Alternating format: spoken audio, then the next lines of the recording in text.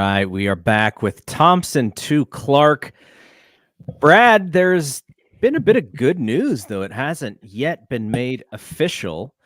It sounds like we're getting the manager that we wanted, Bob Melvin. Yeah, that's awesome, man. I mean, he's one of the few that we were like, hey, I'd be happy with this guy. I'd be happy with maybe Stephen Vogt. It was kind of tricky because I don't know, man. We just went through the Kapler era. I was looking at all these new names that were coming out, like Nick Hundley and Donnie Ecker and Stephen Vogt, and I was thinking, yeah, but it would be nice to have that experience, right? And so I hate to talk about like it's already a done deal because I've got Carlos Correa shell shock. So I don't know if I want to start talking about it yet, but yeah, I mean, it's, obviously the Padres aren't going to give the Giants permission if they don't want him gone. And Bob Melvin's not going to go talk to the Giants if he wants to go somewhere else. So, if he'd rather just take the firing and take the money, the $4 million, and, ride off into the sunset or do something else. But, anyways, yeah, I mean, this is awesome. There are some naysayers on Twitter who wanted to go a different route, but I don't see any other route that we could have really gone where you're looking at the exact opposite of Gabe Kapler's experience and the way he runs a team. I'm excited to have less platoons and maybe a 5 or 6 man rotation. I'm excited about that. What are the naysayers actually saying about this hire? They are basically saying it's old school mentality. It is pleasing the good old boy network. If they were going to do this, they should not have let Bochy walk. Bochy was going to walk. Bochy was retiring. I can't tell you how many times I see that on social media, and it drives me insane that, the Giants drove Bruce Bochy out of town, for crying out loud. The guy, he announced in February of 2019 that he was retiring. And it wasn't at the end of the season when he said, oh, my contract's up at the end of the season. You know what? Now I'm going to retire. No, he announced it before the beginning of spring training, even in 2019. So I've seen that too. Others should have just kept Bochy around and go from there. But this is the one thing that people don't understand about the Bochy situation is in was his last season with us 2018? 2019. So and Farhan's first season with the Giants. Right. So the way that the baseball ops situations work today, a little bit different than they were 4 years ago. And I think Bochy did need those couple years off to sort of figure out, what can I still do versus what is going to be, kind of in tandem with the ops and how much freedom do I have to make decisions versus, what is this binder and now iPad that Dave Roberts keeps flicking through. But there's an adjustment, right? Because when I talked to Jared Seidler, he was just like, it's kind of funny that, everyone's talking about these old school managers, Dusty Baker and Bruce Bochy. He's like, those guys have to be dialed into the analytics stuff. That's just the way baseball teams are run today. So I think he did need to sort of step away to kind of refresh himself and sort of figure out, okay, can I still have a voice? Can I still do this successfully with the way that these organizations are running teams now? And he did. I think the time away was good for him. And he, it's not like he was like, hey, I'm going to go manage the Oakland A's. He saw who was on this Texas Rangers roster. And, he sees the amount of money that they put into the team. It'd be interesting, though, if, like, let's say that Melvin decided to leave this year and Bochy was coming back this year. I sort of feel like he wouldn't really be interested in this Padres job because they have absolutely have the talent, but it's that superstar talent that supposedly was a little bit hard to deal with. But I think the Padres are going to be good. That if you look at all of the numbers that we like to look at, like run differential, they underperformed essentially. So They're going to be good. But yeah, like just I don't think you can be Joe Madden in 2023, No, right? definitely not. And the other thing too is even Bruce Bochy last night after they won the American League, and they're representing the American League in the World Series starting this coming Friday, October 27th. I just thought I'd throw that out there because I just saw it like 2 minutes ago, like the start times of the games and everything. But the fact that right after that he said, Chris Young, who he has a relationship with, he managed him with the San Diego Padres. He said, Chris Young called me and I really had to think about it. Do I want to come out of retirement? So again, this wasn't like the Giants ran Bruce Bochy out of town and he was fielding calls the next day. I mean, if he still wanted to manage, he would have been fielding calls. He wouldn't have taken 3 years off. He would have Yeah. he was looking for the exact right situation for him. And even then, did he have to think about, is this a situation? Do I want to come out of retirement? I mean, honestly, I don't even know if I'd be shocked if the Rangers won the World Series and then Bruce Bochy retired again. Said, I had my 1 year. No, he's We got to went do back it. to, He's got to do another retirement tour yeah, so well, that that's he true. gets all those bottles of wine Yeah, again. he's out of wine, so he needs another retirement tour. Hey, I like that racket. We got to do that, man. No, man. Okay, here's the one thing for the Giants naysayers who are like, oh, they ran Bochy out of town.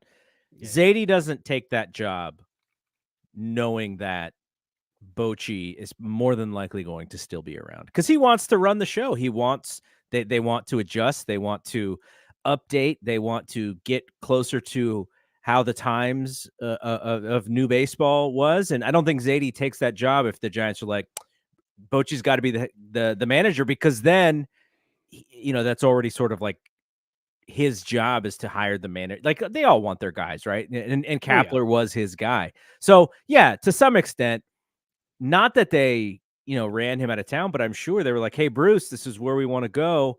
What are you thinking?" And he's like, "Yeah, I have less years ahead of me than I have behind me. So you got to do what you got to do."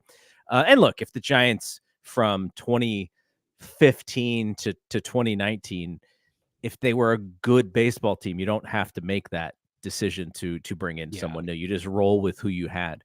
But uh, so the Bob Melvin experience. Now, a couple of things, because Bags wrote a really good piece. I feel like Bags is the third member of this podcast because yeah. we just utilize. He's such a good writer that I just love reading his stuff. But one thing he mentioned, and I want to get your feedback on this because you kind of mentioned it in our Discord, which is the players as far as who the Giants are looking at adding.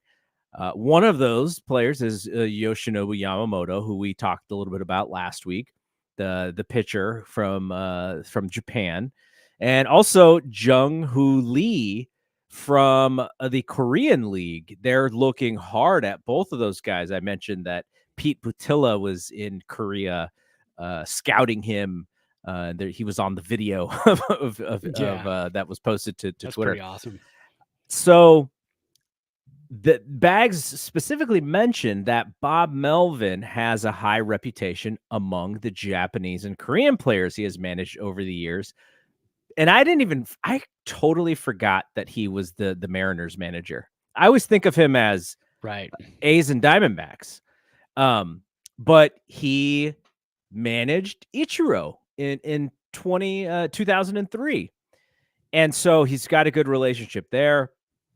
He's close to Yu Darvish, who has the same agent as Yamamoto, and he also has what Bags described as a solid rapport.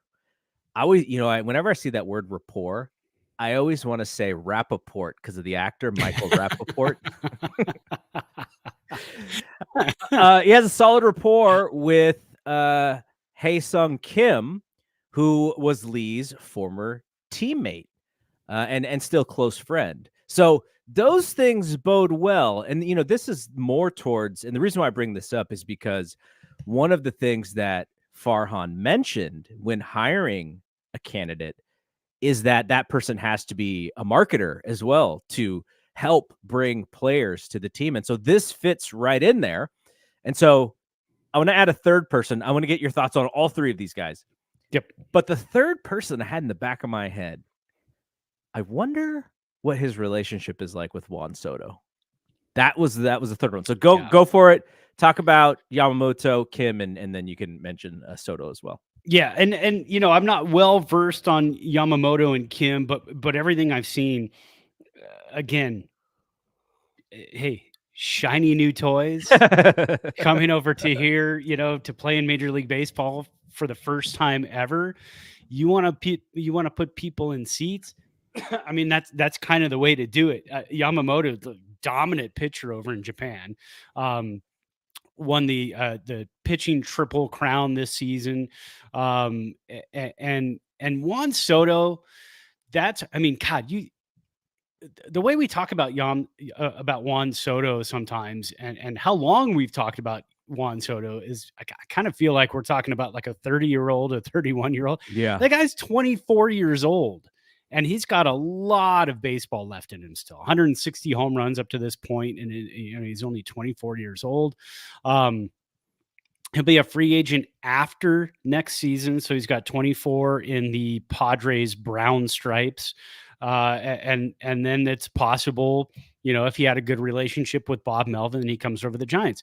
Especially, if you're looking at it, the Giants have Lee, they have Yamamoto, they're building something. They have this youth, this core, and the Giants go, hey, at this point, Yastrzemski, then is going to be like 34 years old. We don't need a right field. We don't need him as our right still fielder. Be on arbitration.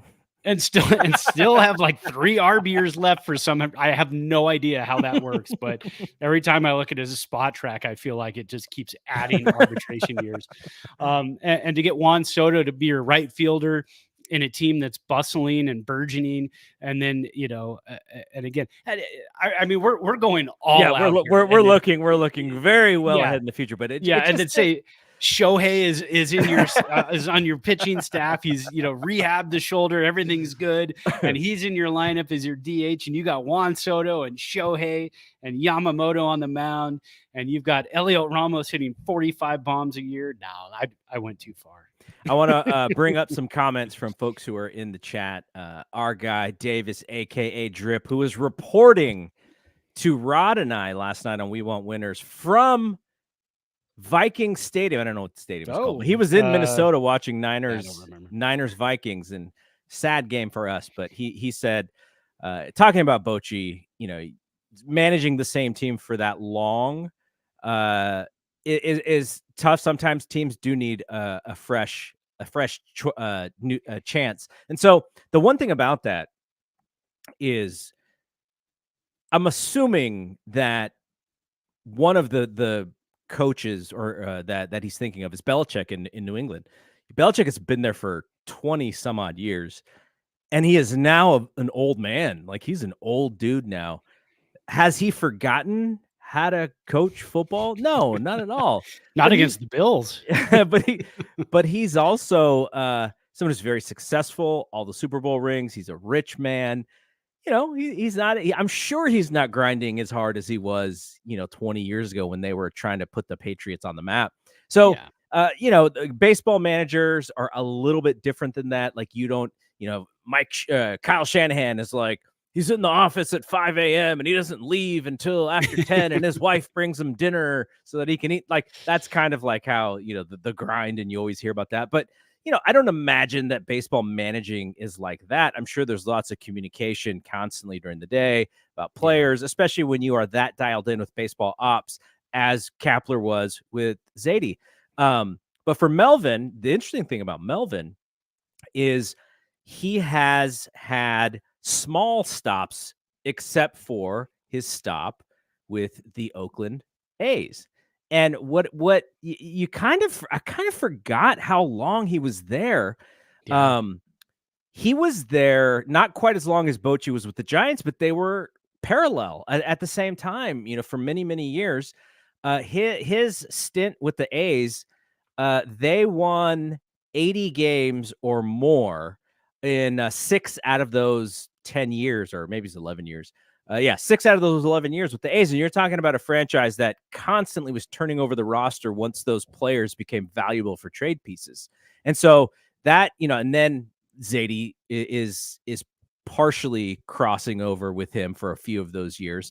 Obviously, the Diamondbacks, he had 190 win season in 2007, and his very first year with the Mariners, he won 93 games. I think he replaced old Lou Piniella. And then obviously last year he goes to the Padres. They beat the Dodgers in the wild card round, and they lose in the NLCS to the Phillies. So just a successful guy, and it just shows you that he is able to kind of go into situations that are different and still adjust and adapt and put his stamp on baseball. Now, here's something that I wonder if you remembered when we were talking about him. Remember last year when Gabe was like stealing and bunting with leads? The one manager who was pissed off was Bob Melvin, right? Yes. And we were like, oh, Matt Williams more than Bob Melvin, I think. But yeah. So, okay, does he bring Matt Williams over? I sure as hell hope so. Yeah, because awesome. We need to get him, and we've seen the Vogel song rumors of Vogie being the next pitching coach for the Giants. Awesome, I mean, some old guys here. Enchiladas every day. Enchiladas every day. I want to play off of Davis's point, because he does make a good point.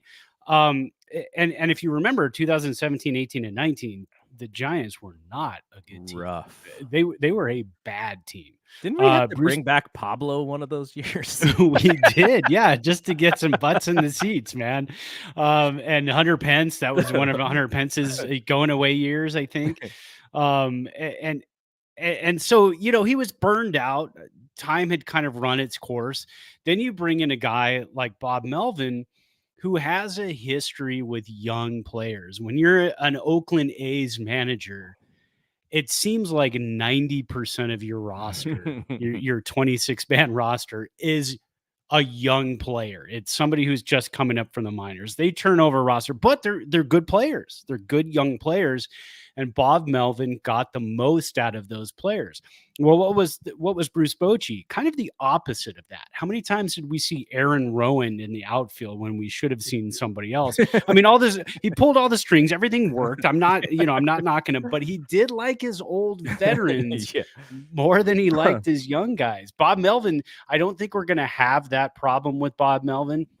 I think we're going to see more of the youth in the lineup every day. I think we're going to see, a little bit more development from the young players, and I think I'm not expecting I saw in one of the articles it said something about the Giants are in a win now situation. It's kind of a stretch. I don't know. I think Farhan might be in a win now situation. Farhan is absolutely in a win now situation. So he'll have his say on the roster. He's going to have to make some really big trades, free agent pickups in the offseason. There's a lot of stuff he's going to need to do.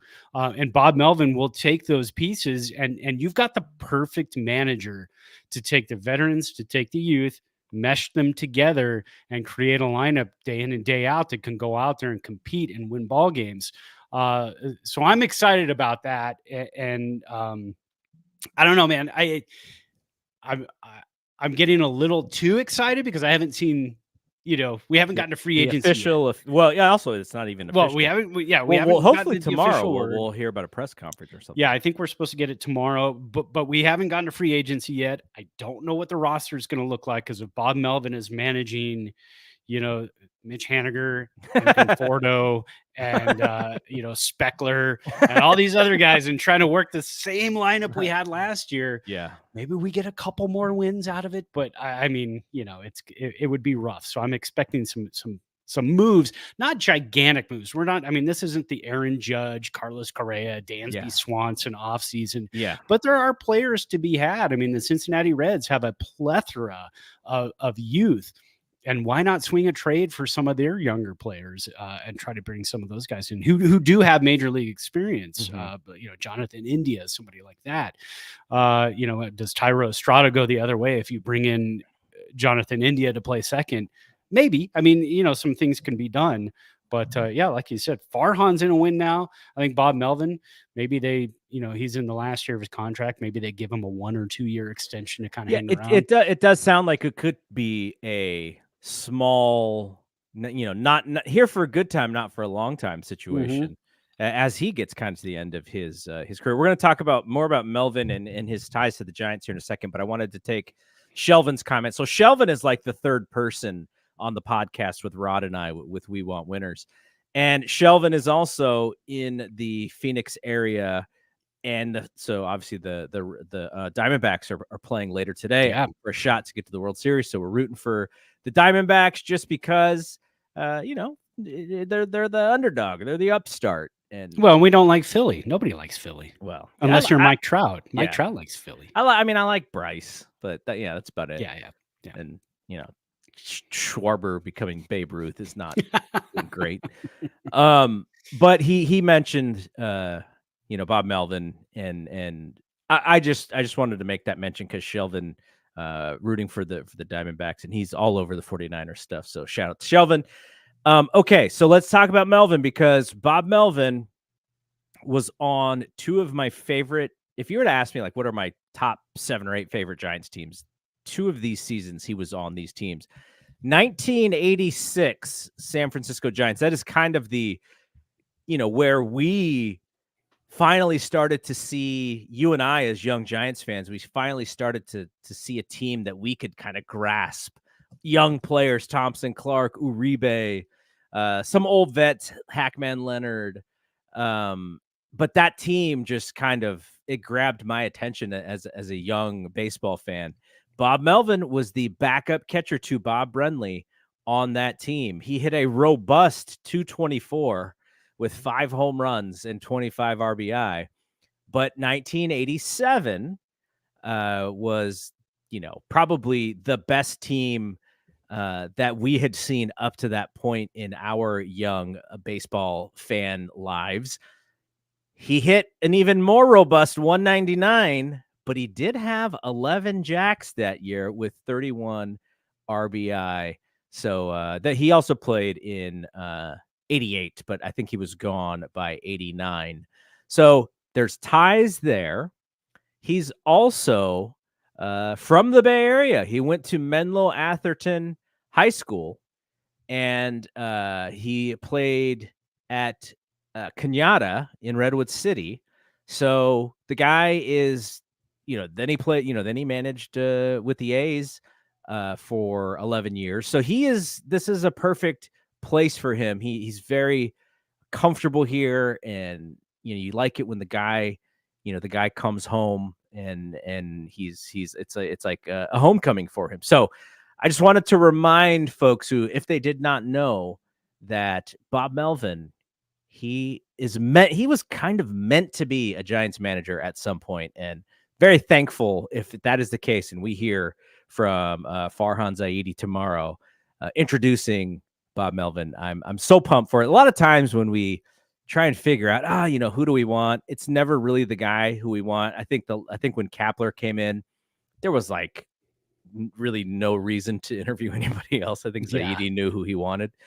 So, but this time, this seemed almost too good to be true. So hopefully everything works out, and we get to see him in uniform very soon. I got two fun things about Bob Melvin that I remember. So number one, when Melvin and Bob Brenly, the Bobs, were catching, I think it was probably 87, might have been. I used to go to the ballpark. I was 14, and I would bring my binder of cards and then see who was down there. And one day Will Clark was down there. So I ran down and just brought my Will Clark cards, and I got him to sign too. Still have those. But then I brought the Bob cards down one game that I was at, and both the Bobs were there. So I got Brenly to sign and Melvin to sign their cards. I'm going to have to dig out the Bob Melvin card. I'll put it up on our social media as soon as I can find it. It's up in the closet, still in the binder, probably still in the original, sleeve that I put it in. And then another fun thing, I used to sit and listen to the radio at night sometimes when I was, doing homework. And I would listen to the games, and I would have a score sheet because my dad would coach our little league team, so I always had score books laying around. Oh yeah. So yeah, so I scored one game, and I remember, and I just looked it up because I remember when it happened. So it was 1987, Game 2 of the season, April 7th, 1987, and I remember Bob Melvin hit 2 home runs in Oh that wow. game. And the second, both solo shots. The second was in the 7th inning. Giants won that game 4-3. They beat the San Diego Padres that Oh night. wow. There you So go. yeah, that was a little fun fact. Yeah, that's cool. He is yeah, I mean for folks for people like us who kind of grew up in the mid to late 80s as baseball fans, like there's so many players on those teams who we would know and embrace and people have never Oh heard yeah. of ever. Okay, so I did look a little I did a little Google search about our good friend Gabe Kapler. I was like, I wonder what Gabe's gonna do. He had 2 stints as being a manager, and there's a Mhm. pattern to both of those stints in that, he basically managed teams that were well on their way to make the playoffs and then just collapsed at the end, which was the downfall to his stay at both places. And I saw the other day that he was interviewing for a possible baseball ops position in Yeah. Boston. So not managing and doing something closer to what I'm assuming Farhan Zaidi did, which is interesting to me. And we talked about this with Garrett, and he's former he, what his role was from the sort of the scouting and farm director side of things, so prospects and such, and then having the management experience. I wonder if that helps him become a better ops guy, because we don't usually see it go the other way, right? We don't see it go Right. from manager to office. And we haven't really seen it go from office to manager either, but it just seems like um, an interesting transition if that is what he wants to do. Maybe he still wants to manage, but he just saw that opening as a possibility with an organization that he probably likes. Yeah, I mean, his past is director of player development for the Los Angeles Dodgers before he went to Philadelphia to manage. So he's got that. He's got a little bit of that, front office experience when it comes to player development. Um, he was there with Farhan for a few years.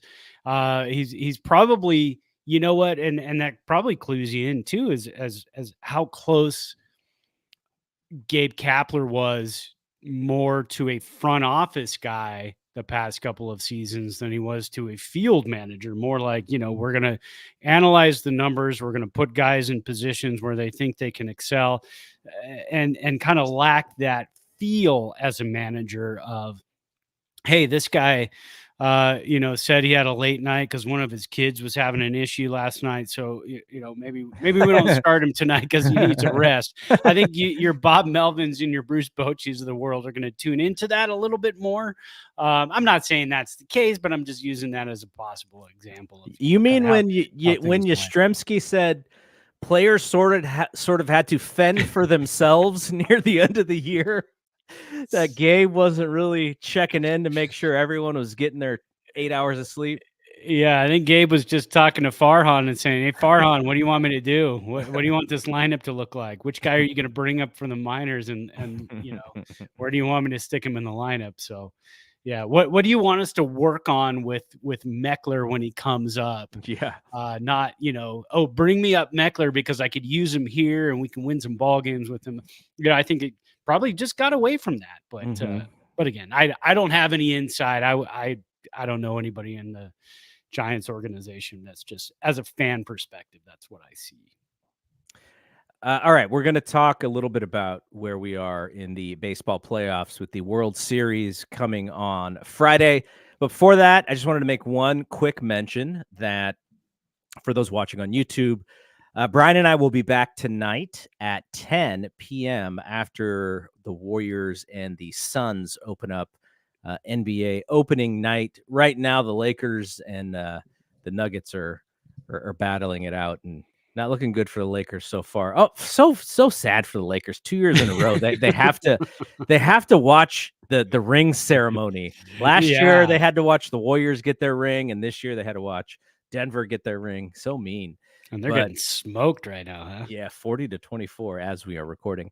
I'm not mad at that, by the way. I have No, no love. no. I have no love for the Lakers That's anywhere. tough though. As a Warriors fan, you have to look at that though and say, I need either of these teams Yeah, to lose, yeah, but totally, if it's going to be one or the other, it's like when the Dodgers play the Padres. We hate them both, exactly, but go Padres at that point. exactly. So, yeah. And then, so we'll be up live late tonight after the Warriors Suns, and then so for the actual podcast feeds, though, I think the Warriors podcast will go before this podcast. People who are already listening to the audio feeds are like, "Why are you telling us this?"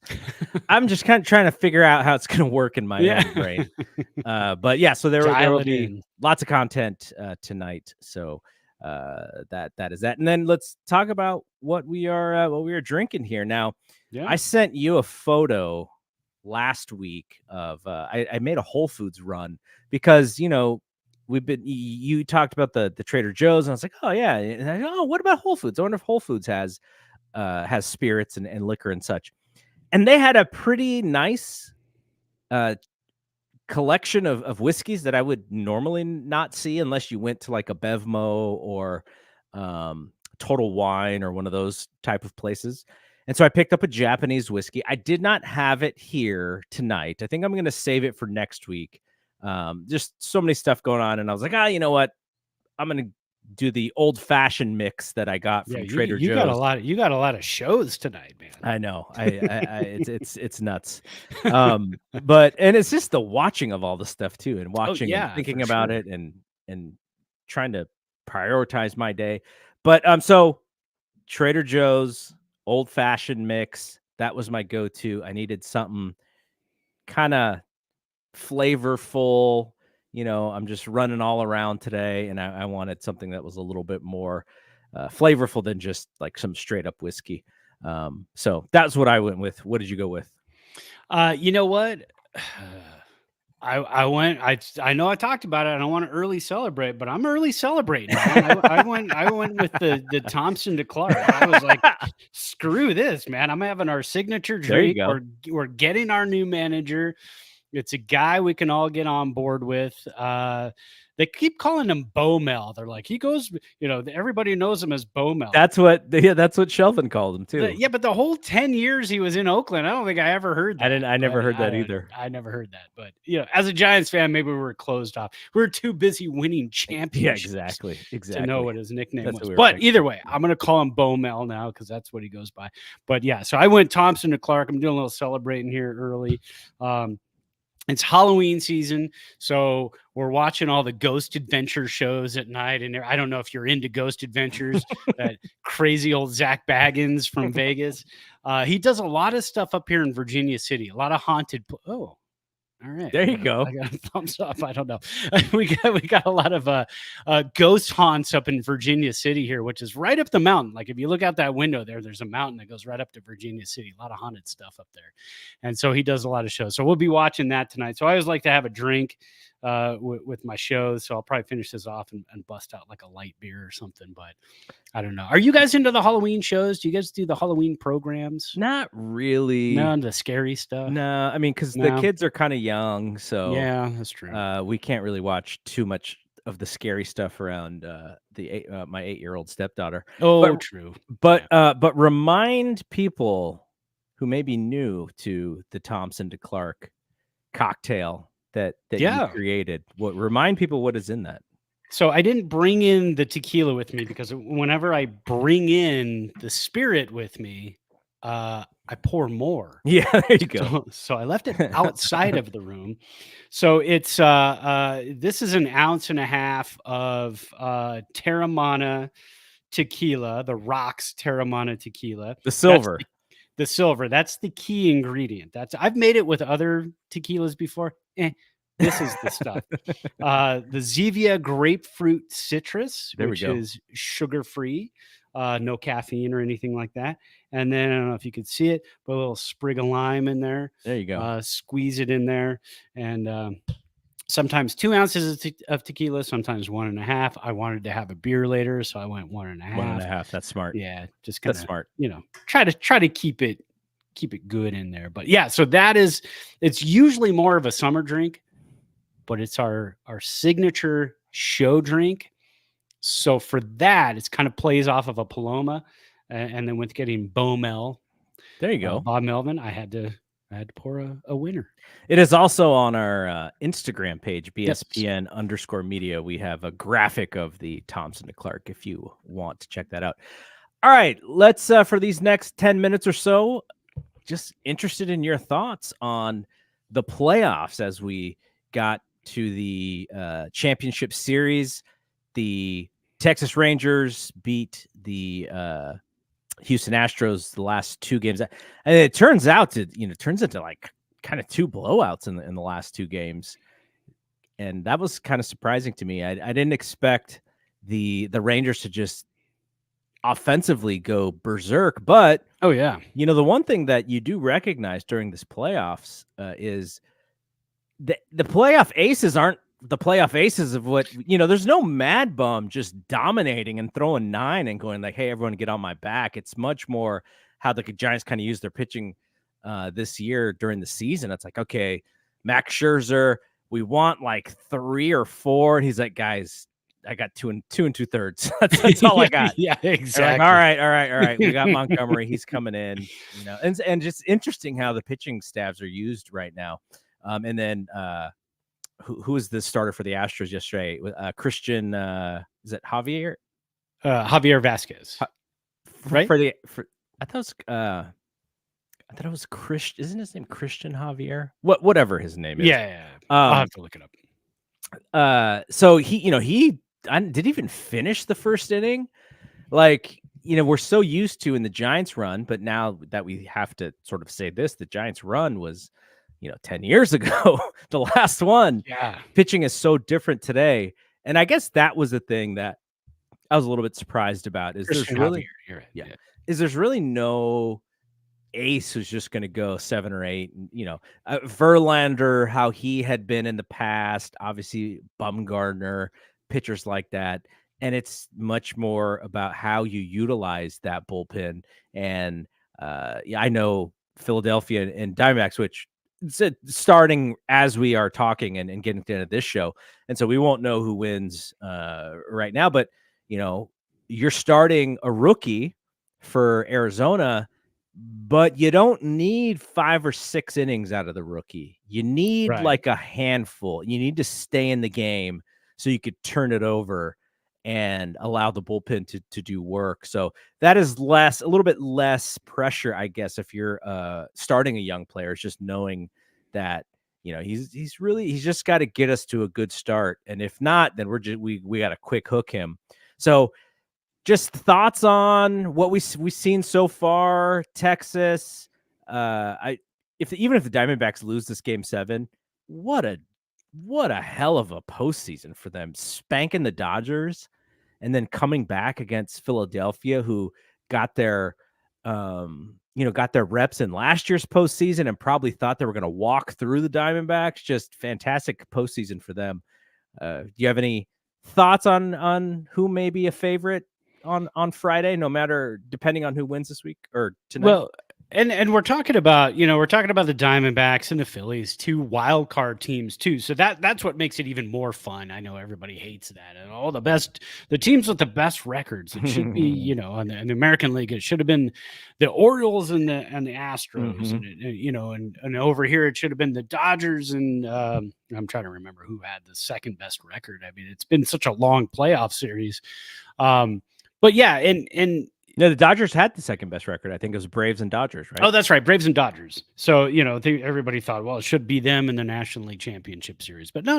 I mean, it's who's got the most heart, guts, and who's playing the best baseball at the right time. And that's kind of how it goes.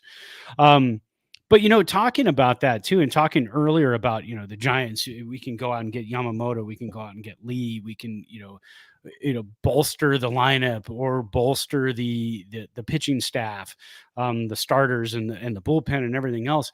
It's not like it was in the early 2010s when the Giants were dominating with pitching and everybody was dominating with pitching. Home runs were low. I think your team leader in home runs had like 30 home runs. Well, things have changed back around again. It's an offensive league. So you really can win a bunch of different ways. And I think we're seeing that now, especially with the Rangers just pounding the Astros pitching. And the Astros went in with one of the best starting pitching staffs in baseball, and the Rangers came in and just slammed them in game 6 and 7. And then now looking at what Arizona did, and Arizona's already 1-0 in this ball game.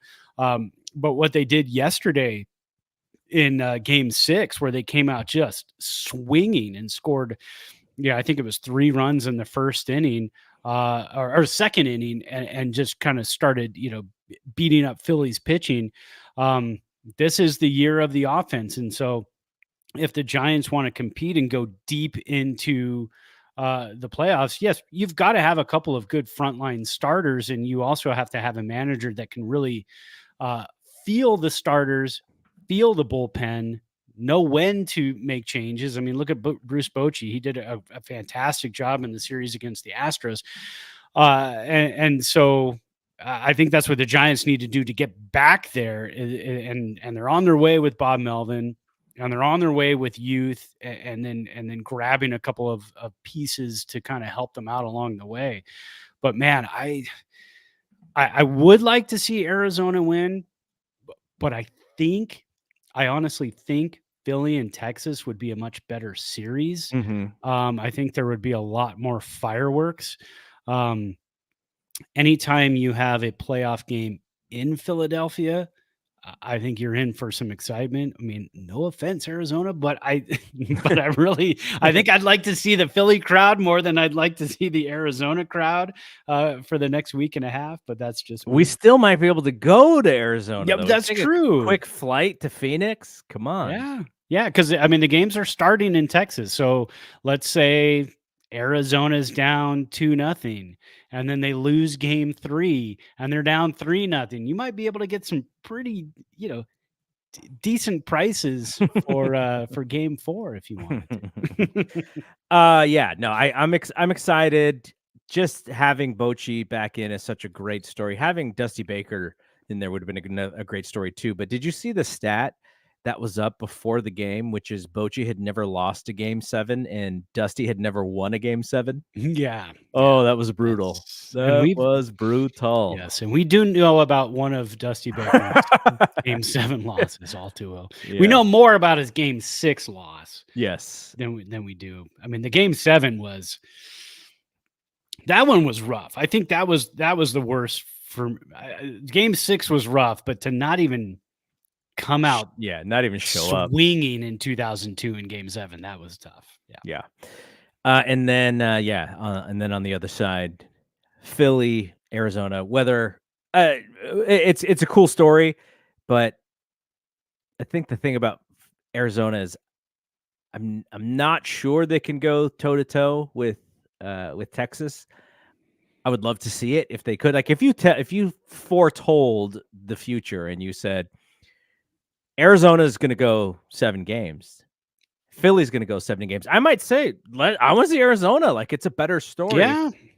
But I'm just worried that they could get a little outfoxed there.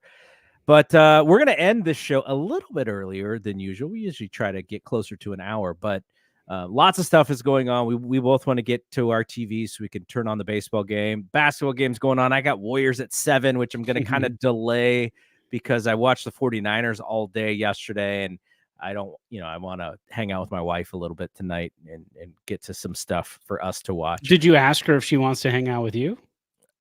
I mean, you want to hang out with her, but does she want to, I mean, I don't know. That's a good question. She may just kick me to the office to watch the Warriors game live.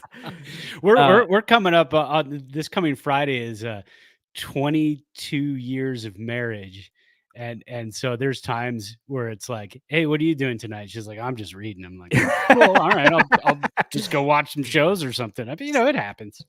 That's when I would go fire up the PS5. I'm like, all right. That's pretty much pretty much what happens. All right. Thanks to Davison Shelvin for hanging out with us for a little bit.